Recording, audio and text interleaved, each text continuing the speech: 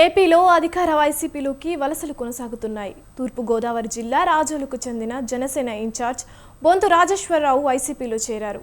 CM Jagan సమక్షంలో రాజోలుకు చెందిన జనసేన నాయకులు వైఎస్ఆర్సీపీలో చేశారు. పవన్ కళ్యాణ్ తనముకు నమ్మించి మోసం చేశారని ఆరోపిస్తూ Amalapuram in charge Rajababu, Mummidivaram in charge Peethani Balakrishna, Pithapuram in charge Seshakumari, Kakinada మాజీ మేయర్ సరోజ వైసీపీలో చేరారు.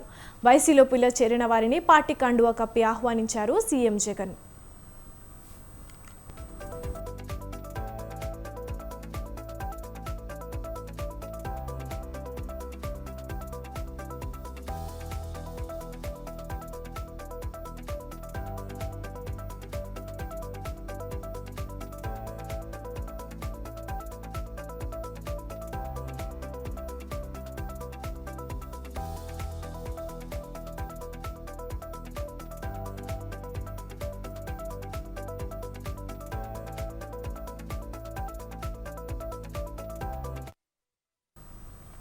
పి గన్నవరం నియోజకవర్గానికి చెందిన టీడీపీ నేతలు కూడా వైసీపీలో చేరారు.